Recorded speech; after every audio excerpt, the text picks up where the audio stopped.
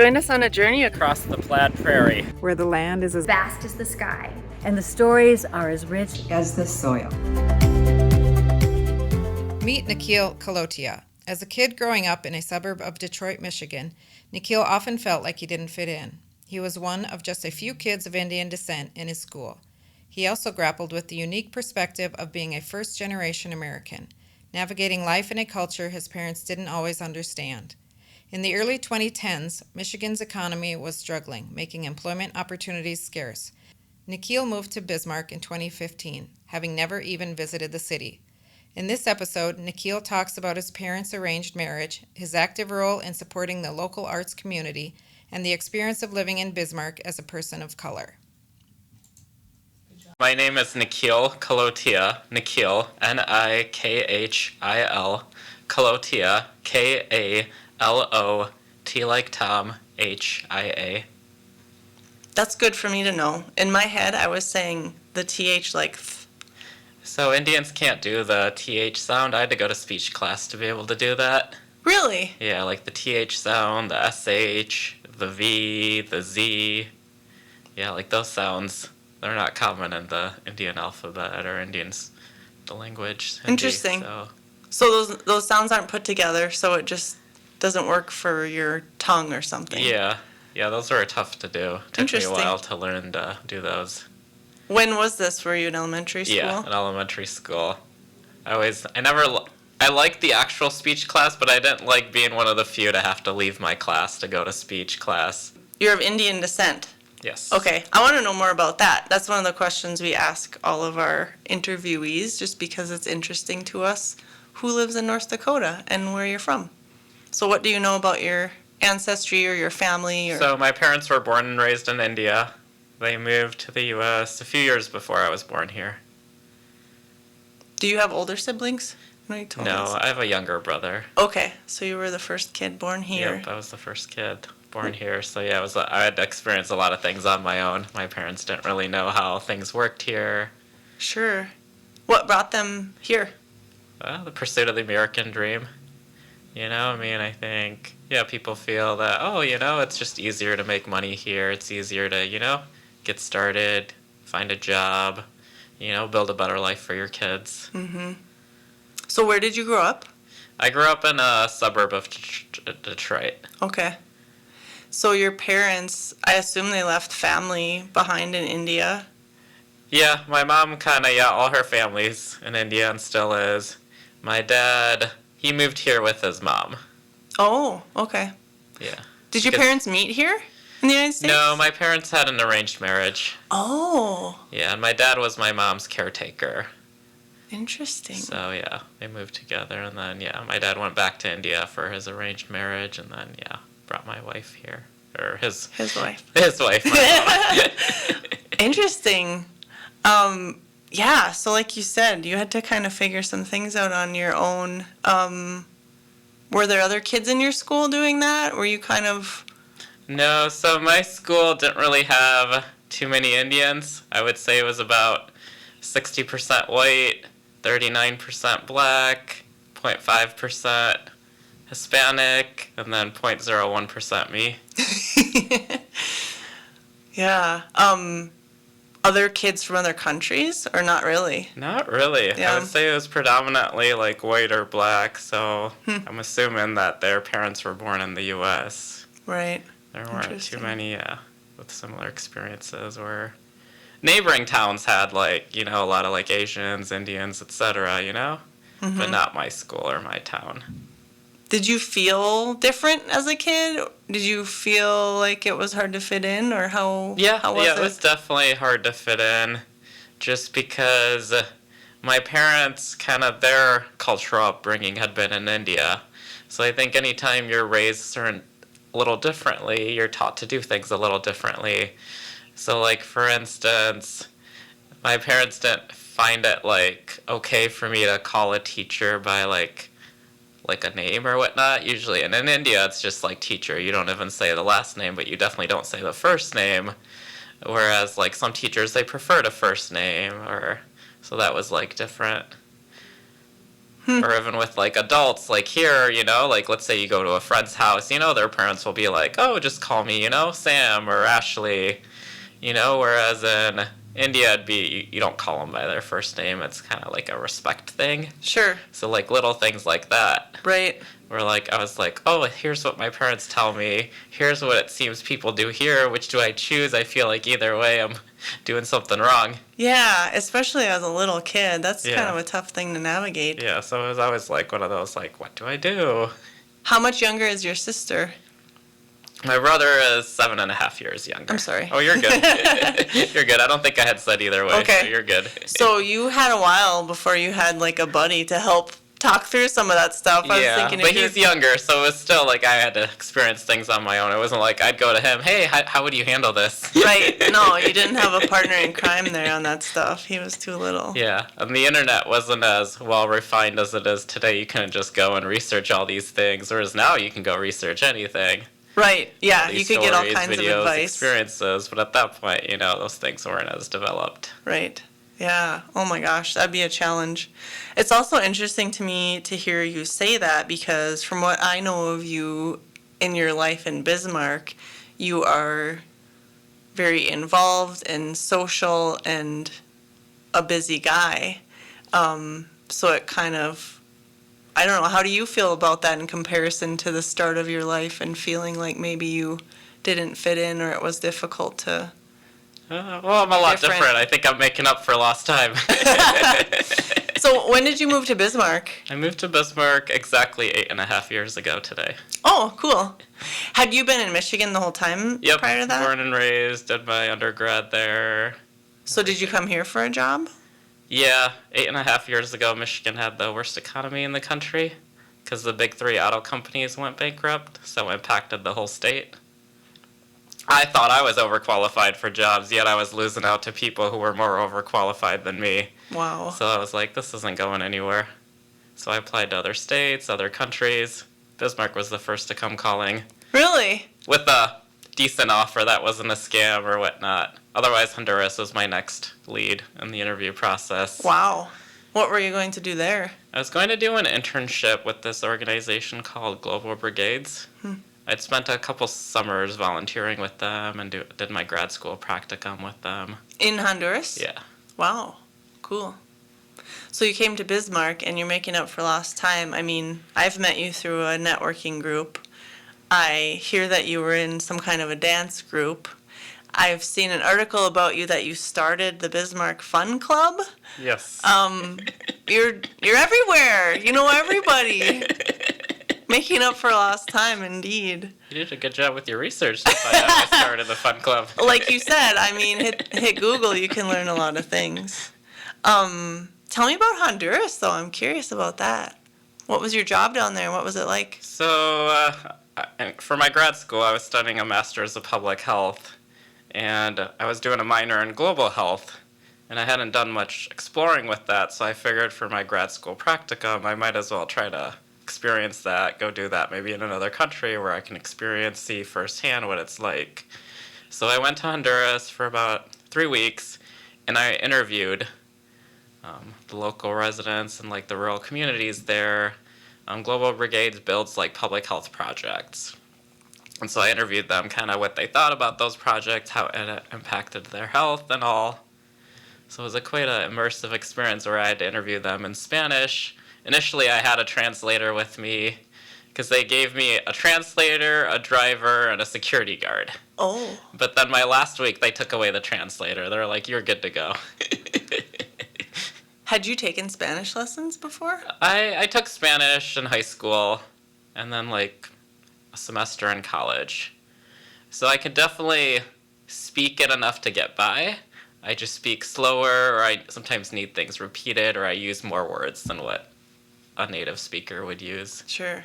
Oh my gosh, wow. So you went back, you said. The first trip was 3 weeks. Yep, the first one was 3 weeks, and then I went back because I wanted to do the actual volunteer work for those projects and help build those public health things, like they built them like a concrete floor, like an eco stove, like a pit latrine, and then like an enclosed like shower area. Those are all things that they don't have, living in like rural areas. Wow. And they had a lot of like illnesses and things impacting them, especially like respiratory illnesses. Because like with the stove, like all the smoke would just stay inside versus having like a vent to go outside. Oh my gosh. So that was kind of, yeah. And I remember interviewing like one of the families the first year we went there. I remember like one of their sons was always like coughing and sick. When we went back and saw them, he was good, no coughing, none of that. Oh my So gosh. I think it definitely, yeah, played a part. It was great to just see it firsthand, like witness it, you know, like you hear stories. Someone can tell you, oh, this works, but then to see it, you know. And such a simple thing, really. I mean, a simple fix. Right. Wow. And then another community, we helped dig trenches because they didn't have water. They had to go like a half hour away to get water. Wow. And so, like, this organization had always told them, like, you know, eventually we'll get to you, you know, they have a bunch of other communities to get to. So remember when we first entered that community, they were, like, really excited. They played, like, little games with us and, like, little trivia type questions. One of the questions they asked is, where do you get your water? We just get it from our tap. And they asked, well, what would you do if you couldn't do that? We didn't have an answer because we've never had to think about that, but for them that was their reality. Wow. That they didn't have that luxury to just be able to go and get water from their tap, you know. Yeah, unimaginable. So yeah, it was quite neat. And then we obviously didn't finish the whole project. They have like a bunch of crews from like colleges that come. And so I remember like a few months later they posted that this community finally had like their water, the trenches were dug, the pipes were installed and everything. Wow. So it was neat to see. No kidding. And I can't it just- imagine. even though I only played a small part, it was still felt good that, you know, they were finally able to, you know. For sure. How'd you get interested in public health? So my parents always pushed me to be a doctor, go into the medical field. And, like, I was good at math and science, so, I mean, I kind of went along with it, etc. I studied kind of a bunch of, like, you know, those science classes in college. They were tougher. I failed my MCAT. And so then I didn't apply to med schools even though I was in the process because I knew that wasn't going to get me in the door. And so after I graduated college, I wasn't really sure what to do because I had a degree in brain behavior and cognitive science, which sounds fancy, but really all it could do for me was like research, which I wasn't that interested in pursuing research as like a long-term career. So I took a year off, worked at Children's Hospital, and then I kind of looked and debated what to do. And public health felt like just a good fit in terms of what I had studied, what I was knowledgeable about, and kind of wanting to help people. Are your parents in the healthcare field? No. No. Nope. My parents, yeah, they were kind of limited with their finances and resources in India. So that's part of why they moved to the U.S., hoping for like just a better life for their children. I have a friend who was born in India and moved here, New Jersey initially, but lived here. And he talked about how many parents want their children to be doctors in India. There's a lot. It's not just a stereotype thing white people say. No, It's real. It's real. You'll notice, like, if you notice most Indians here, they're probably in the healthcare field or like the engineer, computer science field. Like in India is big on like just careers and that type of thing. Yeah. Like especially like prestigious careers and like reliable and safe careers. Sure. I mean, that makes sense too from your parents' perspective, especially living here. The risk they took, the reason they came here, wanting you to have all those things in your career. But yeah, was there pressure growing up? Was that like an ongoing conversation? Yeah, there was always a ton of academic pressure. That felt like maybe the top and sometimes only priority.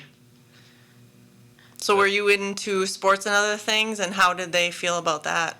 Initially I wasn't, because my parents, weren't like knowledgeable about, you know, what kids do here for extracurriculars, etc. My parents also worked the weekends. Oh. So that made it tougher. Whereas, so like as I got older, it was like, well, I can't do this because it involves weekends. Unless I'm going to get a ride, but like I can't always ask someone else for a ride or whatnot. Yeah. It wasn't like, you know, I had other family there or whatnot. So, or it'd be like the money thing too. So that was always a hindrance.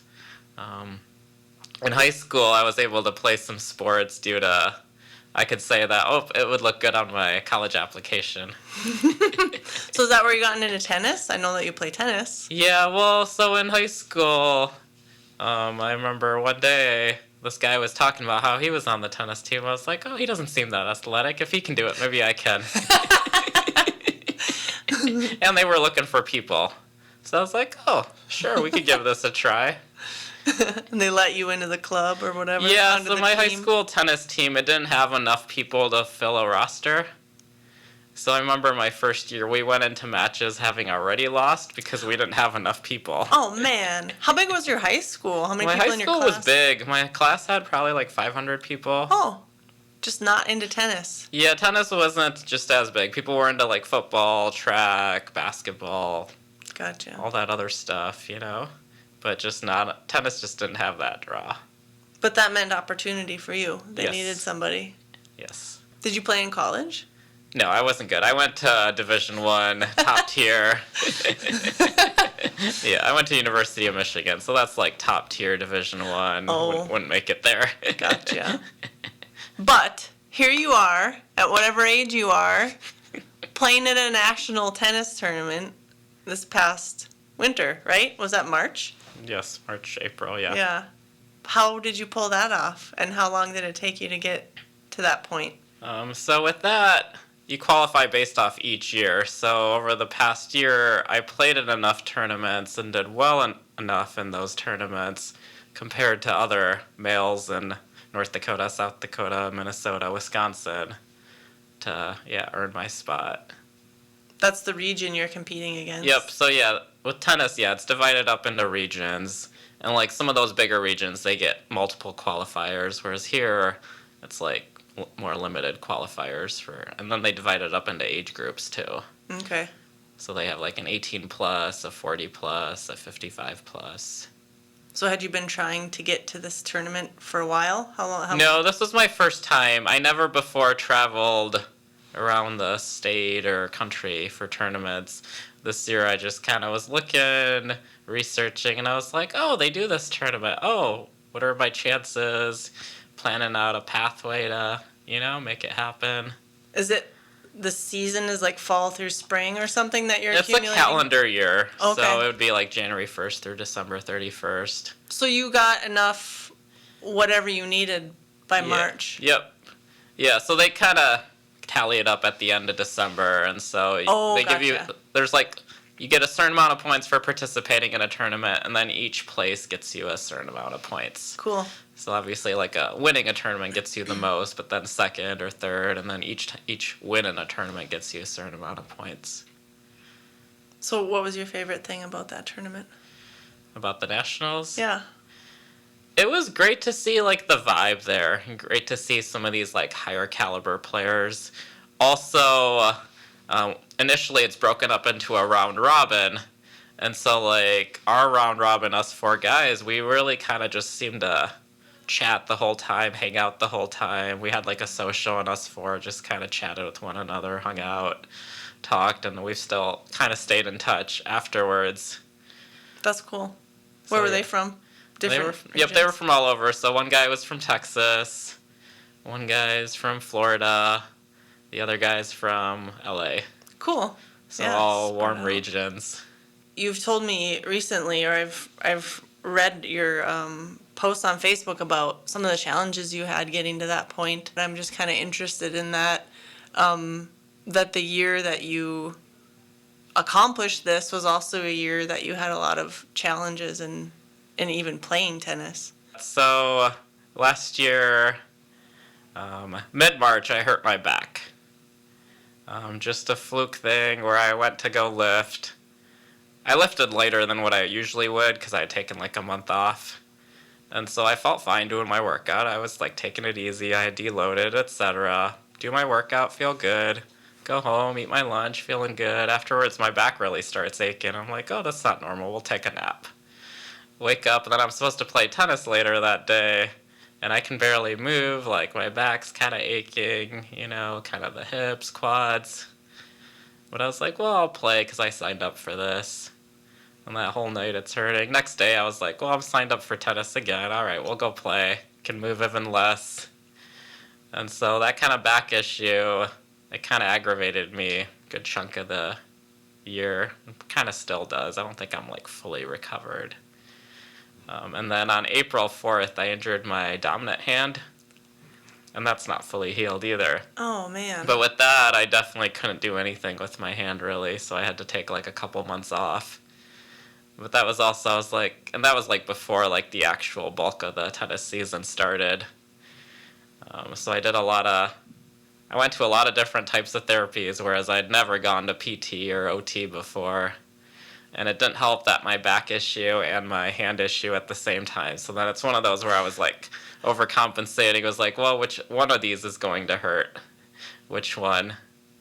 And so, yeah, then I played pretty much that whole season with like a wrist brace, and I knew I couldn't play how I wanted to play. I had to adjust my game to whatever hurt less, or it was like, well, how bad do I want this win? Or for certain shots, I was like, oh, this is going to hurt. Is it worth it? Is it not?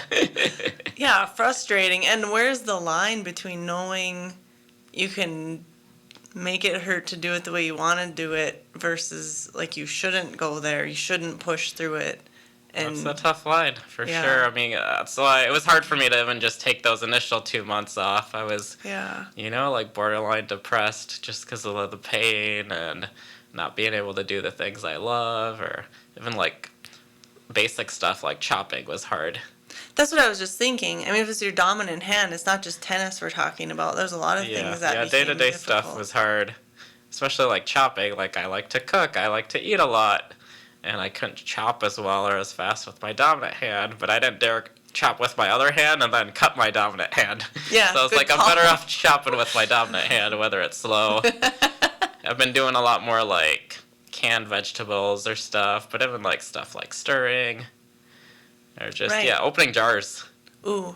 Or like even something simple. I remember initially, you know how you put the key in the ignition and turning, or the gear lever, stuff like that was hard, where I was like, nope, we're going to do this all left-handed, or just unlocking a door.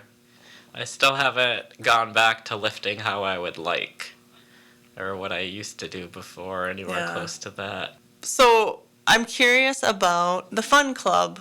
I want to know more about that. How, why, when? So What is- initially when I moved here, I didn't know anyone here. I moved here with like 2 suitcases, and that was it. And so I hadn't even, when I interviewed, we didn't do any in-person interviews or any video interviews. So like I didn't know what anyone in North Dakota looked like before moving here. You had never been here Nope. before you moved here. Nope, never been here.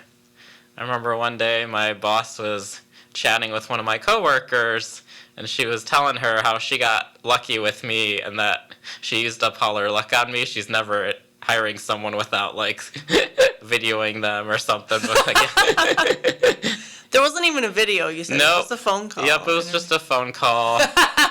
Then they had contacted me for a second interview, and I was kind of debating picking like what day and time, and I was like, I got some time, I'll think this over and then respond. Because even though I didn't have anything else going on at the time, I still wanted a preferred, just a time that worked well for me and whatever else I wanted to do. So I was about to typing up my email, and then they called and offered me the job. So I didn't my even have to gosh. do a second interview.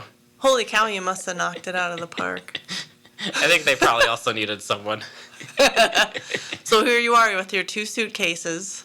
I remember when I first, landed here and drove north on State Street. I was like, oh. Here it is. There's the Capitol, and then it's the end of the street. I don't even think I noticed the Capitol. It just wasn't tall enough compared to buildings I was used to seeing. I think I just noticed the fast food places, and I was like, oh, this is like any other place. Yeah, At in that State Street. respect. In that respect, it is. Find an apartment, got a job, don't know So anybody. Bismarck Fun Club, one of my friends at one of my previous jobs had told me like meetup.com was a good way to just make friends in new places, kind of find people to do social things with, etc. So when I moved here, I checked out meetup.com, found different organizations, groups, events, and that was how initially I went and did stuff, met people. About I'd say maybe 3/4 of the year into it, I noticed that the other meetups weren't doing as many events, or the leaders of those had gotten busy with just life and whatnot. So around that time, I decided to create my own with the connections I had, etc. So backing up to go into these events, what was that like? Were you nervous? Was that awkward? Or are you just like It Mr. was Social because I Butterfly? wasn't like a social person. Also, like my last few years, I'd been living at home, working full time, going to school full time. So I wasn't really like having a social life or going out doing things, etc. But like being in a new place, I was like, well, I got to put myself out there. So I remember my third night in town, I went to this game night. How did you find out about that? That was a on meetup thing? Yep, it was a meetup group. I went to this game night, and then I was chatting with them. Then afterwards, I remember I went to a couple other places to look at a place to stay, since I didn't have an apartment lined up at that. So here we are at like 9, 10 at night. I'm driving with some stranger to go check out their place. Are your parents concerned about your safety at this point? Or are they I didn't thinking tell like... them any of this. That's probably better. I think they would have been fine. I don't think they would have been like, oh, going with a stranger. I don't think we were ever told, like... Because in India, people are really, like, friendly, chatty. Like, in India, it's like an open door policy. A lot of them don't close their doors during the day. You know, Literally? People, yeah. Part of it's just to let the air in and it's hot out. But, like, people are always, like, just mingling, walking by, stopping unannounced at people's homes. Interesting. So much more like that communal... You know, it's kind of like my home's your home. So, like, anytime a guest comes, they're like, oh, yeah, come on in here, have some tea, have some snacks. Like, that's kind of what it's like there. I'm sure it is in a lot of other countries, too. Whereas I think we value, like, our privacy more in the U.S. We like to do our own thing, that independence, versus in India, it's more that people want that community, it's loud, etc. How about the safety concerns on that side of things? Is it's just not a thing? There's just so many people. Sure. So I'm sure, like, at night, you know, if you're not around, if it's isolated, then there's a safety concern. But during the day, there's almost, like, no concern, just because there's, like, so many people around. Somebody would see you be doing something if you were to be doing something. Yeah, also, people in India generally live with, like, extended families, and homes are, like, closer together. And so, yeah. Gotcha. Aren't as much. There's always like multiple people around, etc. So during the daytime, there's not. So yeah, they're not worried about even if they had known you driving around. Yeah, with so they wouldn't have been. They would be like, "Oh, that's nice of that person." So they help you find an apartment that night? I inquired, and the price seemed a little high. And then one of the people there had actually told me, like, hey, you can go look, but I don't recommend it for that price unless you can get them to come cheaper, which I appreciate because that person didn't really know me. Yeah. The one person had just whispered to me, like, that seems a little high. Yeah, like, that's look very around nice. before, yeah. And so one of those guys I still stay in touch with. From that night? Yeah. Third night in town? Yeah. That's cool. Actually, like, pretty much most of that group at game night, like, I don't always hang out, but once in a while we'll see each other at, you know, through mutual friends or different events and things. So Fun Club was just that kind of stuff, game night or doing whatever. It was going game on. nights, happy hours. We do like basketball, volleyball. Are you still doing it? No, I ended Fun Club after 5.5 years. Which I planned it to be exactly 5.5 years is when I made my post after it. What do you mean? Oh, like I posted on Facebook like 5.5 years after it started. I ended it. Oh, gotcha. Okay. I like to do things like by the date. I noticed. Yeah, that's the second thing that's come up I'm a today. numbers person, so I like remember when things happen, like dates, all that. So your job is numbers and data, Yes. yeah? As a quality manager, Yep. is that your title? Yeah. Yeah, I've always been good with numbers. Yeah. So, yeah. So are you the type of person that, do you have the Mary Lou Henner memory where if someone names a date, you know what you were doing that day, or it's just the date of various things in your life sticks in your mind? Date of various things. Although sometimes, I mean, I'm good with like looking things up, so I can go back and be like, oh yeah, that's what I did this day. Interesting. I like numbers. I don't necessarily have a memory for them, but I really enjoy things such as the entire last 10 days of March being forward. Is it palindrome? Yes. I'm blanking on the word. Like 32323 or whatever. December 31st this year is 123123. Oh, wow, yeah. I feel like we should have a party or something. I mean, I'm sure there'll be a lot of parties that day. Yes. But that's pretty cool. That I is like really that cool. kind of I didn't stuff. realize that. Great thing about Fun Club was I remember hearing about all the people who made friends out of it and things. Those are always good to see. I remember people being sad when I finally ended it. Oh, yeah, that's really cool. I mean, I'd imagine there were other new people to town who were involved in that and appreciated the Yeah. opportunity. Yeah, I think it was definitely, yeah, we had a good group of people, you know, especially when it was at its peak. You know, a lot of people made connections, made friendships. A lot of them, yeah, still stay in touch partially to that. That's cool. It definitely provided at least an avenue for them to, you know, some of them might have not been like always long-lasting friendships, but I think at least gave them, you know, more fun evenings, more fun days. Mm-hmm. And I think a lot of times relationships like that sometimes have a place and a time and fit, you know, the need or fill the gap or whatever it might be going on for somebody at that time, even if they don't Yeah, continue setting on that forever. foundation. Yeah. So they were more just like get-togethers, like happy hours, dinners. Those are easier to do. So that's what most of them would be. Once in a while, we'd take like a hiking trip. Or our biggest event was we hosted a free barbecue and movie night, outdoor movie night for the community. Oh, We had wow. like 200 people show up Where did you do that? at Optimist Park. Wow. That's Yeah, cool. we played Big Hero 6, and then we grilled burgers and hot dogs and had popcorn. Wow. So yeah, that was our largest event.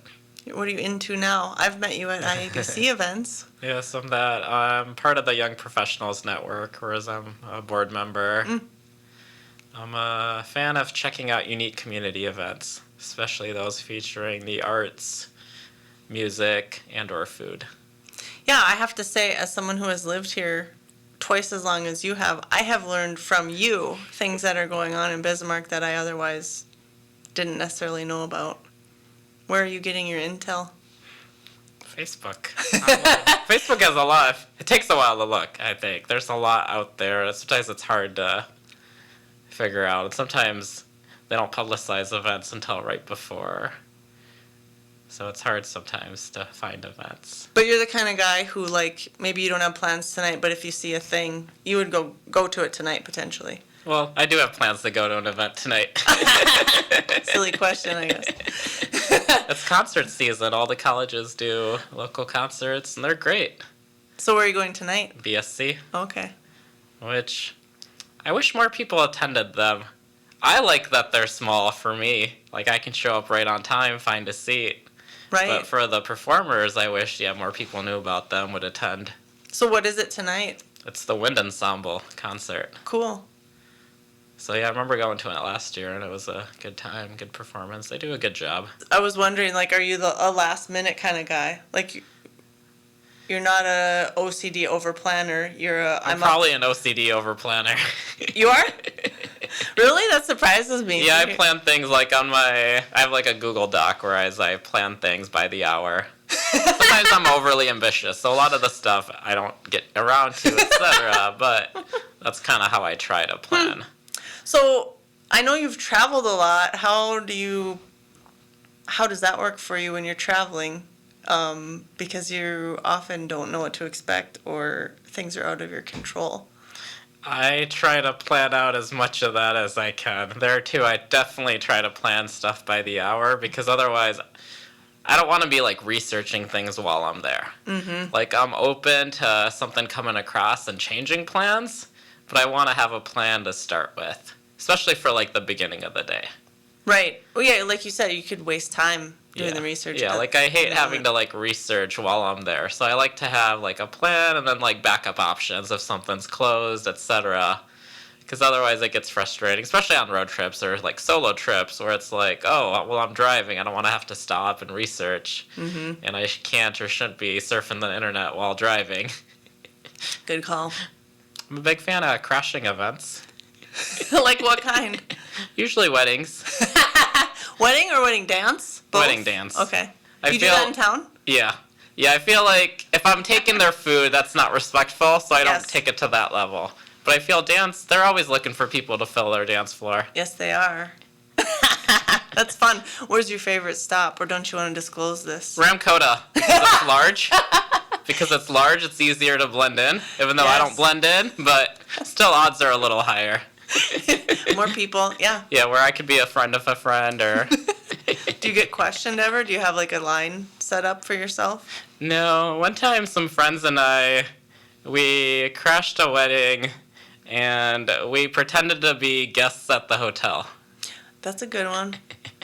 And why wouldn't they want you at the dance if you're friendly, nice people who are participating, right? Yeah, exactly. Do you know the chicken dance? Yes. Did you know that before you moved to North Dakota?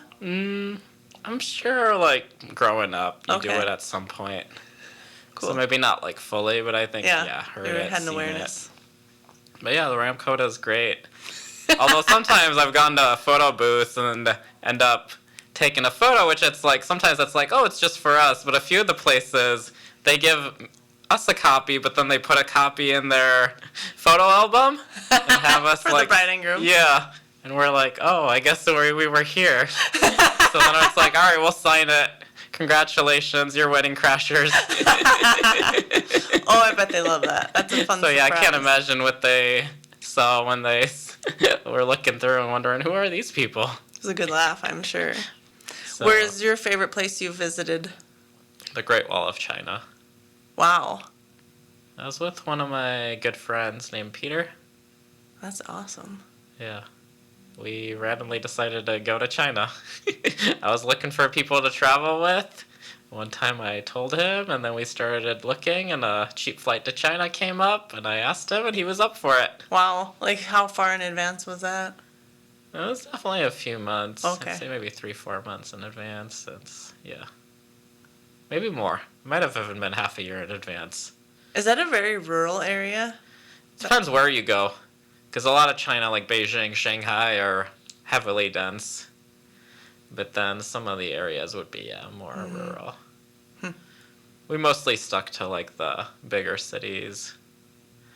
We went to, after visiting the Great Wall of China, we met up with some people, and we went to one of those, street vendors. They had, like, an outdoor market, night market. And so they had a lot of cool things. I remember I had some, like, fried scorpion that was still kind of moving around. Was it breaded, or did they just literally dip it in oil? Yeah, I think they just dipped it in oil. And then it gets extra crunchy, or what? Yeah, it was good. Really? Yeah, it was really good. What did it taste like?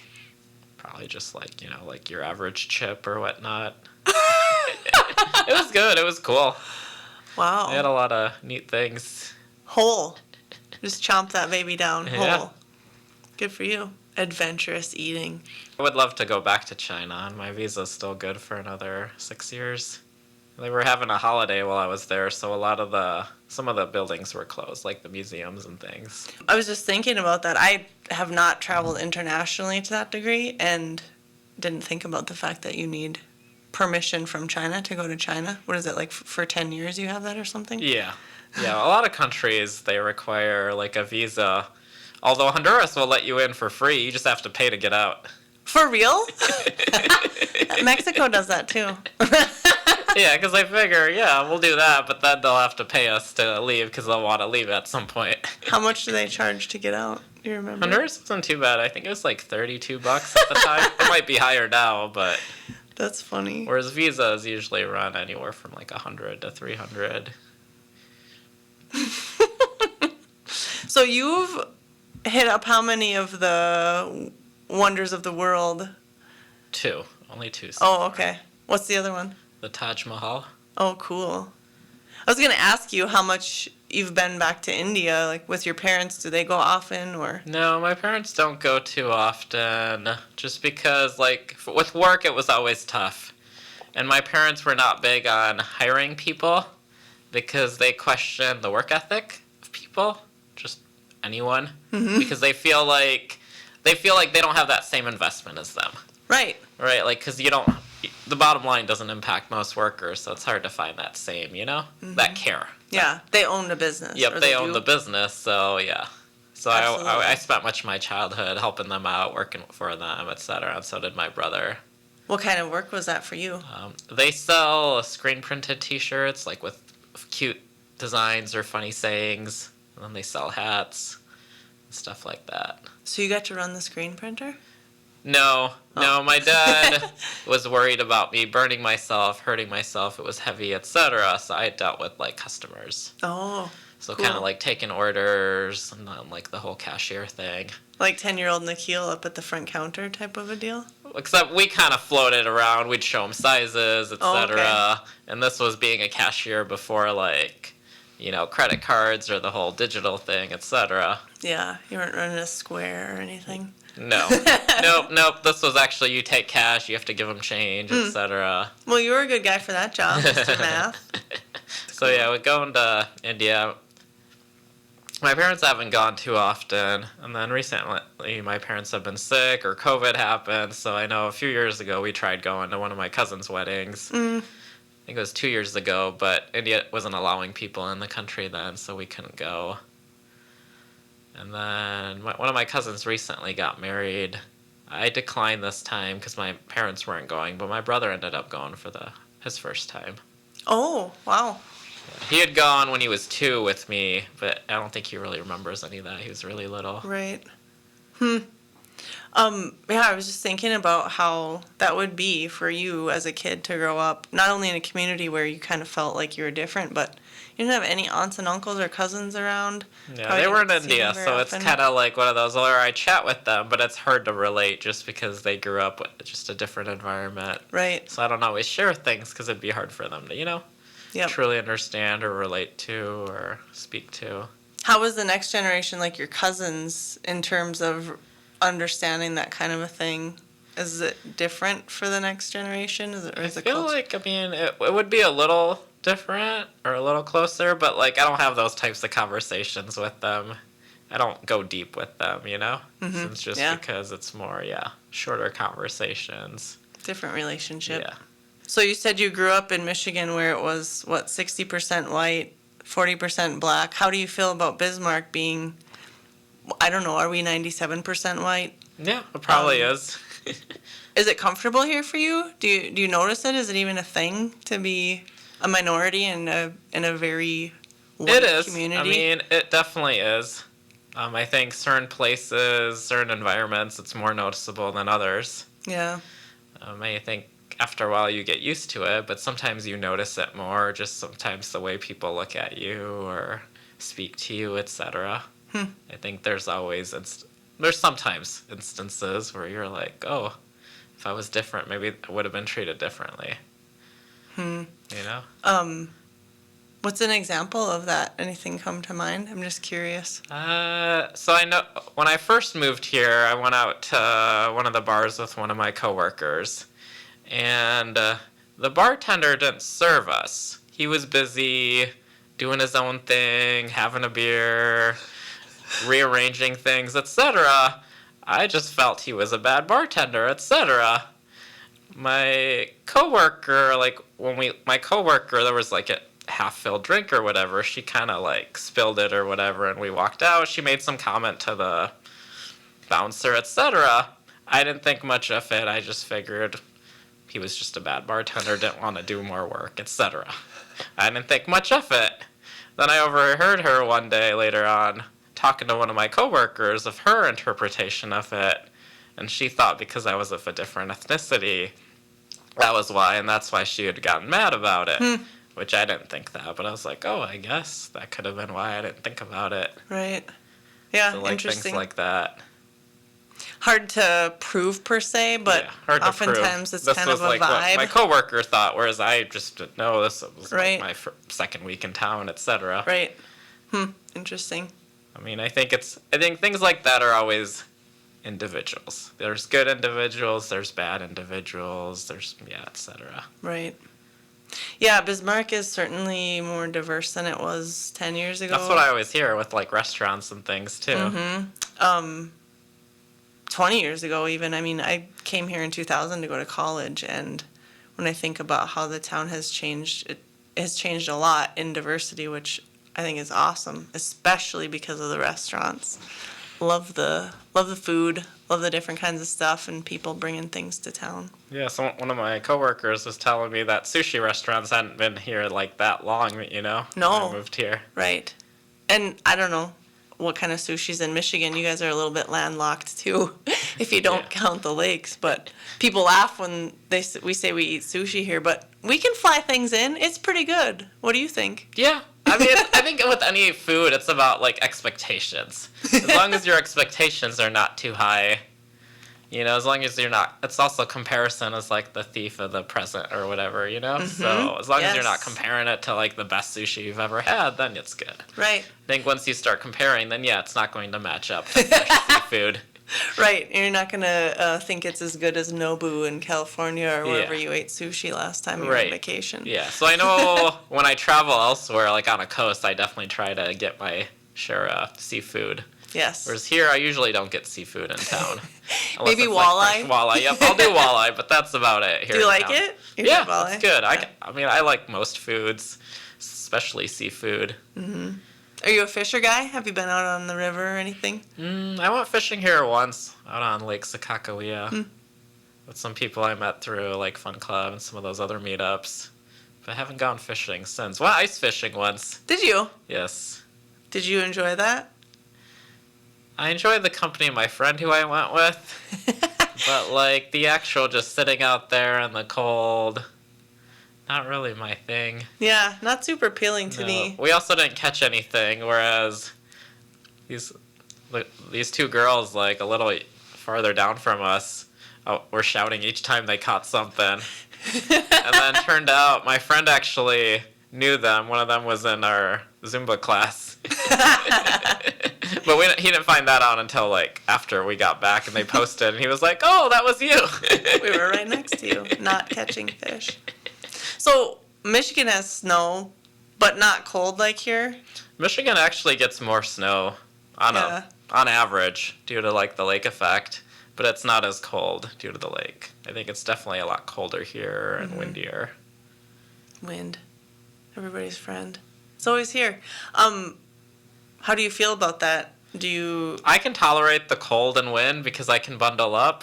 I'm not a fan of snow at all, especially because on the roads, it inhibits my ability to do multiple events in an evening. Yes. Can't be driving as I quickly can't go zoom here zoom. and there. So then I can't do 3 events in a night. Kinda, 3. Yes. So what would 3 things be that would be happening in one evening? Like going out for dinner with people and a concert and a game night or something? Yeah, maybe. Do you ever get tired or? Not from events like that. I mean, as long as they're good events. Yeah. But yeah, I mean, a lot of times you can find a lot of events going on, you know? It's just a matter of making sure that they're not on the same day, same time, Right. not too far away. Well, I was going to say, at least around here, it's generally a 15-minute, Yes. maybe 20-minute drive at the Yes, most. as long as 2 events don't start at the same time, it's doable. Yeah. So what time's the concert tonight? 7:30, so Okay. we've got plenty of time. You can even hit happy hour in between if you want to. So you mentioned your parents have an arranged marriage. That's obviously different than a lot of people's experiences here. Wondering what your perspective is on that. There's pros and cons. I think with an arranged marriage, with India, it's more about a marriage it's a marriage obviously between the couple, but it's also a marriage between the families. I think that part is also big because I think India does tend to be more family oriented. Like, people live together, they spend more time together versus here. And so the families like to scope out one another. So, like, when you marry in India, when you're looking at marriages, you're not just looking at the groom or bride, you're also looking at what their siblings do, what their parents do, you know, what the community thinks about them, etc. How many doctors are in the family? Money is a whole nother thing. And then there's, like, dowry, too, depending on where in India you are. And, like, I know some of those practices aren't as mainstream now. But it still But goes it on. still goes on. And I would say now, like, India does tend to have more love marriages, but there's still, like, an element of, like, an arranged marriage, or, like, the families will approve of one another, etc. So did your parents talk about that much when you were younger or no? I mean, they've mentioned it or Yeah. whatnot, you know, it's come up, or just, you know, I'll overhear them with conversations with family or whatnot, you know, every now and then things like that come up or whatnot. Was there ever conversation or an expectation of that being a thing for you or your brother? I mean, it's come up. I don't know if it's like an expectation. I think my parents would probably just want me to find someone, be happy with them, etc. However that might happen, I guess. Yeah, however it might happen. I know different communities. The friend I mentioned that was born in India, in New Jersey, there's a large Indian community. He grew up in lots of people with the same background and culture. There were arranged marriages going on there in the United States in that community. They even had like a newsletter where they would introduce and meet people. This was probably pre-Facebook. Sort of to that end, even though they maybe didn't already know each other, but to try to introduce one another. So do you have relatives in India, like cousins that have had arranged marriages? Yep, so I would say, at least with my mom's side on my cousins, I think half of them have had arranged marriages, half of them have had love marriages. Interesting. So, Mr. Data, what is the success rate so far? Do you have any idea? I'm just curious, like in comparing those two. So with India, just culturally, they're very anti-divorce. Like it's when they marry, it's a very like strong commitment either way. Like in India, divorce is highly frowned upon. Whereas I know in the U.S. it used to be, and it's not as frowned upon these days. Mm-hmm. You know, whereas in India it's like virtually taboo. Okay, so it's really not happening. Yeah, it's not happening, and if someone does get divorced, they're shunned, I would say. Especially like if you're a lady who gets divorced, I think society makes it really hard on you. Wow. Yeah, whereas I think as a male, if you get divorced, society's not as hard. India does tend to be very much like a male-dominated society. Like I think most societies were when they originated, whereas I think India's taken some steps to become more equal, but it's still not quite there. Would you ever consider an arranged marriage? Sure. A lot of variables, I imagine. Yeah, a lot of variables. Indian weddings are interesting, just on that note. A friend of mine got married in New Jersey, and I went there for it, and it was beautiful and fascinating. What was different there that I noticed, you talk about India being male-dominated. At the wedding there, it was the man that made sort of the grand entrance, whereas here, the man's already standing up there. We don't care about him. Here comes the bride. She's got her own song, and everyone stands up. But it was the opposite at this Indian wedding. That was super interesting to me. I don't know, how many times have you been to India, and have you been there for any of your cousins' weddings? Yeah, that's usually when we've gone to India. So in India, like here in the U.S., let's say maybe like a holiday's the biggest thing. Like people get together for like Christmas, Thanksgiving. Those tend to be like the days of the year that most people would get together with family. Whereas India, it's not holidays that are most important, it's weddings. Weddings are when families come together. And so usually when we've gone, it's been for a wedding. I'd say almost every time I've gone to India, it's been for someone's wedding, sometimes multiple weddings during that time period. How many times have you been to India? I went when I was 2, because in India it's a thing that you get your first haircut in India. Oh, because then you deposit your hair in one of like the waters there. Water? What is that? Like one of the rivers there. Oh. That's where you're supposed to kind of, Interesting. deposit your hair. So that's kind of, So like when I went back to India my first time was to get my first haircut. Same with my brother. That's cool. Then I went when I was 10. Took like 2.5 months off school. Wow. And then I went when I was... And then I went 2 other times. My last one being 6 years ago. Okay. Yeah, and so you bring up the whole how the groom makes the big entrance.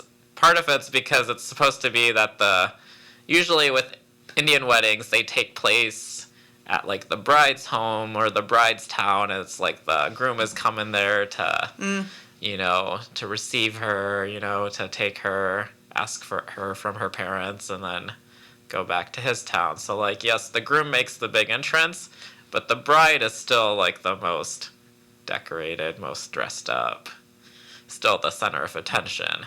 the groom only gets his moment when he makes the entrance. That's it. Yeah, that aligns with what I saw. That is interesting, though, in a culture that is, I mean, not that the United States isn't still male dominated to some degree, but in a culture that it's even more so there, that is still a thing. Yeah, it's still a thing in the sense that, yeah, like the groom has to go to the bride's house. The bride still shouldn't have to do that work or make that first, initial step. What do you know about current day dowries? In my naive brain, I know back in the day there was livestock exchanged. What does that look like now? Do you know? So in India, it's usually money-based. So like jewels, etc. And it was usually that the bride's family would give to the groom's family. Because part of it is like, you're going to be taking care of my daughter, we want her to be well taken care of. And so usually stuff like that is like negotiated when they do the arranged marriage. There's usually like a certain amount of money, jewels, etc. Jewels. Yeah, like jewelry, that type of thing. Interesting. Who does the negotiating? Probably the parents. Yeah. I wonder if there's ever a mediator. I don't think so. I mean, unless it's more family. I could see more family, Sure. but usually just parents. Interesting. Yeah. I mean, I think a good chunk of India is kind of steered away from it, and it's more like you would still like do gifts and whatnot. Sure. Whereas I think it's not like a hard amount that you're setting like, oh, this much, but it's still kind of an expectation that you would provide a certain amount of money or gifts or whatnot. Mm-hmm. It's also like desserts and foods and things like that too that you would send. What are maybe like the most popular desserts at an Indian wedding? Everything. What is it? What kind of things? What do you make? So like laddu is very popular, and it's like it's like a circular like ball. It's almost like a donut type is what you could say it tastes like. It's sweet. India's big on desserts, so like in India every meal comes with dessert. Nice. A lot of times in India, like, they have food blessed by the gods, and so, like, throughout the day you would get dessert that's been, like, blessed by the gods. Did your parents serve dessert when you were a kid all the time? Or? Yeah, they would always make it and stuff. Like, if you go to... In India culture, it's big on... In India, people show you love by giving you food. Because part of being like male dominated, a lot of women tend to be housewives, so they're at home cooking all day. So like when you go to someone's home, they show you love by giving you home cooked food, and then it's always dessert as part of it. So we have that in common. Germans love to give you food. Have you had this experience living here? I have to an extent. Yeah. People love to give each other food, and they most likely wouldn't say "I love you" to one another. I don't know. Do those words get said in India? Is that a thing? Not. No. Nope, not It's too much. It's more of a showing through other. Yeah, it's more for showing behaviors. through other behaviors. Like, Yeah. I don't think my parents told me that as a kid, whereas now they tell me, but not necessarily as a kid. Yeah. So same. Germans and Indians have that in common. Yeah.